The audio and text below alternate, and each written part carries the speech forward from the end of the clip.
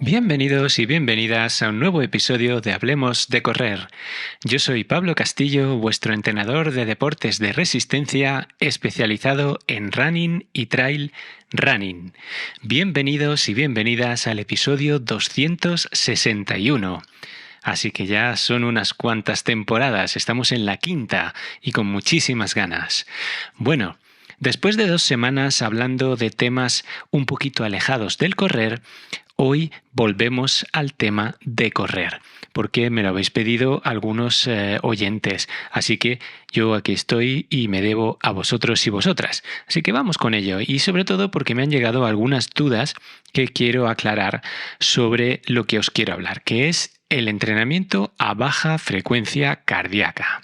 Efectivamente, eso es lo que vamos a tratar hoy.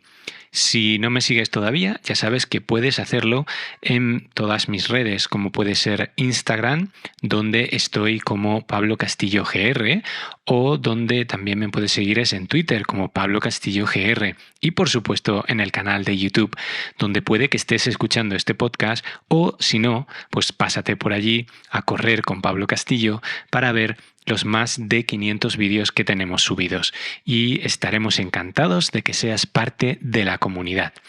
Bueno, como os decía, quiero hablaros de algunos temas sobre el entrenamiento a baja frecuencia cardíaca. Por ejemplo, ¿qué es el entrenamiento de baja frecuencia cardíaca? ¿Por qué entrenar con este sistema? ¿Cómo entrenar con baja frecuencia cardíaca? ¿Cómo superar las frustraciones y desafíos que este tipo de entrenamiento ocasiona? Y, ¿cuánto entrenamiento en esta zona de frecuencia podríamos o sería adecuado hacer? ¿Y cuándo y cómo añadir trabajo de velocidad? Así que, vamos a comenzar con lo básico y luego iremos entrando en detalles más específicos. El entrenamiento de baja frecuencia cardíaca es una manera de jugar mientras corres. Consiste en intentar mantener tu frecuencia cardíaca en una zona específica, ni demasiado rápida ni demasiado lenta. Con este tipo de entrenamiento vas a construir una base aeróbica sólida para tu desempeño en el correr, para después poder hacerlo durante más tiempo con más energía. Entrenando de esta manera, tu cuerpo y tu corazón se harán más fuertes y serán más eficientes en el uso de la energía, de modo que utilizarás más la grasa corporal como energía en lugar del glucógeno de los carbohidratos. De esta manera, no te quedarás sin energía cuando estés realizando cualquier entrenamiento. Hay muchas formas diferentes de calcular tus zonas de frecuencia cardíaca y, por supuesto, la intensidad del entrenamiento a la que las tienes que ejecutar. Pero hablaremos detalladamente de eso un poquito más adelante. Lo importante es empezar por lo básico. Si os sentís frustrados o frustradas por tener que reducir mucho la velocidad, recordad que no estáis solos. Muchos corredores hemos experimentado esto al principio, pero con el tiempo vas a ver resultados y podrás correr más rápido con la frecuencia cardíaca en el mismo punto. Así que a la misma frecuencia cardíaca irás más rápido. En cuanto a cómo hacer el entrenamiento en baja frecuencia cardíaca, hay diferentes formas de hacerlo. A mí las 2 primeras son las que más me gustan para las personas que se inician. Vamos a verlas. Estas, ya os digo, no requieren de un monitor de frecuencia cardíaca, mientras que otras que vamos a ver más adelante sí que lo necesitan. Las primeras, o la primera, sería la respiración nasal. ¿Y esto en qué consiste? Porque siempre estamos respirando, ¿no? Bueno, consiste en respirar solo por la nariz mientras estás corriendo, manteniendo la boca cerrada. Si se volviera el correr demasiado difícil, el hecho de respirar mientras estás corriendo, el hecho de respirar por la nariz, entonces deberías reducir la velocidad o hacer una pequeña pausa para caminar, lo que hará que baje tu frecuencia cardíaca. A la velocidad mayor en la que no puedas respirar por la nariz, ya sabríamos que no debes de ir a esa velocidad, sino a la que te permita respirar solo por la nariz. Otra prueba es la de hablar. ¿Esta prueba en qué consiste? Pues mira, calientas 15 minutos y te pones a correr con un ritmo en el que puedas tener una conversación con un amigo o incluso ir cantando una canción. Si te resultara difícil respirar y, por supuesto, tener esa conversación, deberías reducir la velocidad para que bajara tu frecuencia cardíaca y quedarte en la velocidad en la que puedas mantener dicha conversación. Bien, ¿y cuáles son las otras tres maneras de entrenar en frecuencia cardíaca, pero que ya sí que requieren de un monitor de frecuencia cardíaca? Bueno, la primera es utilizando una fórmula que en este caso sería la fórmula de Carr-Coben, que lo que hace es utilizar tu edad, tu frecuencia cardíaca en reposo y un porcentaje objetivo con el que vamos a calcular la zona en la que vamos a trabajar. Tendríamos que elegir para trabajar con baja frecuencia cardíaca normalmente entre un 60 al 65% de la frecuencia cardíaca que nos dé la fórmula de Carr-Coben. Con esto estaríamos utilizando bien el sistema, pero como veis necesitamos el monitor tanto para detectar cuál es nuestra frecuencia cardíaca en reposo como para luego utilizar esos porcentajes a la hora de ir corriendo. Otra manera de entrenar con baja frecuencia cardíaca es la prueba del umbral aeróbico. Esta prueba pues, implicaría realizar una serie de carreras de un tiempo específico y en las cuales vamos a determinar tus zonas de frecuencia cardíaca. Se realiza durante, por ejemplo, una prueba de esfuerzo o se puede realizar también en una pista de atletismo y bueno, pues vamos calculando y cuando tengamos una media sabríamos exactamente cuáles son tus zonas. Y la tercera prueba es la más técnica, que sería la prueba del umbral de lactato. Esta prueba implica correr durante un tiempo y a un ritmo constante y monitorizar tu frecuencia cardíaca y los niveles de lactato en sangre para ir determinando cuáles son las zonas de frecuencia cardíaca de que dispone tu cuerpo, ¿no? Te van sacando una gotita de sangre cada cierto tiempo y con eso y con la frecuencia que te da el monitor, pues lo vamos analizando. Bueno, como veis, hay varias maneras de hacerlo. Yo os recomiendo empezar por ejemplo, el hablar y luego pasaros a la fórmula de Carr-Coben, que es bastante sencilla, ¿vale? Pero eso, os requeriría tener un monitor de frecuencia cardíaca. Ahora veremos otra cosa. En cuanto a los desafíos y frustraciones del entrenamiento en baja frecuencia cardíaca, es importante tener paciencia y recordad que se trata de construir una base sólida. Puede ser frustrante al principio sentir que estás corriendo más lento de lo que estás acostumbrado o acostumbrada, pero es parte del proceso. No se construyó Roma en 2 días.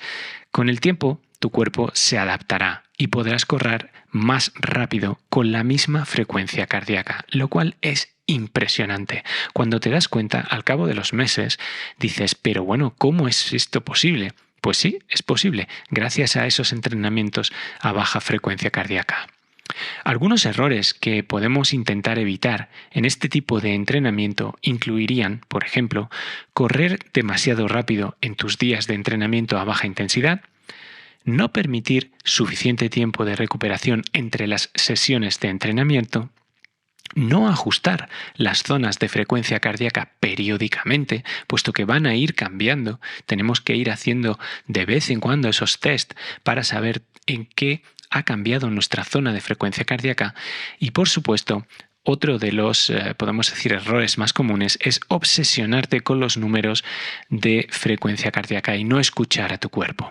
Y por ello, en estas primeras etapas, si os animáis a entrenar de esta manera, a mí como entrenador, me gusta que los entrenamientos los registréis mediante el sistema IP o sistema de intensidad percibida de esfuerzo. En ese sistema, que va del 1 al 10, pues ya he hablado bastante de esto en otros episodios del podcast, pero os resumo que el 1 sería estar sentado en un sofá y el 10 sería hacer un sprint lo más rápido posible que tu cuerpo pueda dar.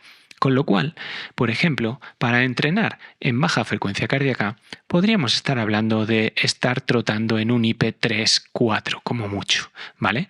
De esa manera, en esa sensación de 3 es donde nos deberíamos estar moviendo durante los entrenamientos. La cantidad adecuada de entrenamiento en esta zona dependerá de tu nivel de condición física y, por supuesto, de tus objetivos. Algunos corredores podrán hacer la mayoría de sus entrenamientos en esta zona, mientras que otros pues lo irán a combinar o deberían combinarlo con trabajos de velocidad y entrenando otras zonas cardíacas. Yo siempre os recomiendo que al menos sea el objetivo que sea, tengamos una sesión de intensidad a la semana. Con esta sesión vamos a dar caña a nuestras mitocondrias, lo cual nos va a ayudar a realizar mejores adaptaciones y a que nuestro cuerpo funcione mucho mejor. Entonces, ¿cuándo debemos añadir ese trabajo de velocidad? Pues como os digo, dependerá de tus objetivos y de vuestro nivel de condición física. Para mí es importante tener una base sólida de entrenamiento en la zona de bajas pulsaciones antes de agregar trabajo de velocidad, para evitar lesiones y maximizar los beneficios. Al menos, si me dejáis que os dé mi opinión, deberíais trabajar un bloque de 8 semanas en zona 2, más trabajo de fuerza, por supuesto, antes de introducir la sesión de intensidad. Como veis, esa zona 2, que se habla en tantos sitios, es lo que para mí correspondería a ese IP3, esa zona de bajas pulsaciones. Así que unas 8 semanas de creación de base con unos 3-4 días a la semana de rodajes suaves en esa zona antes de meter trabajos de intensidad, pero no olvidando los trabajos de fuerza. Un ejemplo de semana podrían ser 3 días corremos y 3 días hacemos trabajo de fuerza. Y un día descansamos. Recuerda que el entrenamiento de baja frecuencia cardíaca es un enfoque a largo plazo y que requiere paciencia y consistencia. Pero es que el correr es un deporte de larga distancia, quiero decir, es un deporte que vas a llevar contigo toda la vida, con lo cual no tengas impaciencia. Deja que la paciencia y la consistencia sean las guías de tu entrenamiento y de tu acercamiento a este deporte tan maravilloso que es el correr. Con el tiempo verás cómo mejora tu resistencia y tu rendimiento en general y irás corriendo a una velocidad que antes no te imaginabas que podías hacer yendo a esas pulsaciones tan bajas. Bueno, yo siempre os animo a que entrenéis de forma suave. Como sabéis, también hemos hablado mucho en este podcast y en el canal de YouTube del entrenamiento polarizado. Ese entrenamiento, podemos decir 80-20, ¿no? Pues consiste en esto. Eso 80% del tiempo lo vamos a hacer en esta zona de bajas pulsaciones. Y solo el 20%, para los que ya estén un poquito más iniciados, se realizará en pulsaciones muy altas, en lo que es trabajos de intensidad. Bueno, no sé si os he explicado todo demasiado rápido, pero ya sabéis, los podcasts de los jueves intentan aportar luz en este mundo del entrenamiento, de los deportes de resistencia y también del mundo de la salud relacionada con el ejercicio. Por eso los podcasts de hace estas 2 semanas anteriores, y vendrán más de ese estilo. Pues sin más, muchísimas gracias por estar ahí. Solo deciros que si os gustan estos episodios, por favor, podéis compartirlos con la gente a la que más queráis para que le llegue este contenido. Seguramente ese es el mayor apoyo que podéis darme, pero también si queréis podéis dejar pues vuestras estrellitas o vuestras valoraciones en Apple Podcast, comentarios en iVoox y bueno, si alguno queréis patrocinar este podcast y vuestra marca o vuestro producto está relacionado con los valores que promovemos aquí, pues nada más que contactéis conmigo en el correo electrónico pablo@pablojcastillo.es. Sin más, me despido Espero que este episodio 261 os haya gustado, os haya sido de utilidad y como siempre os digo, sed muy felices, que es vuestra única obligación y nunca, nunca dejéis de hacer deporte. ¡Hasta luego!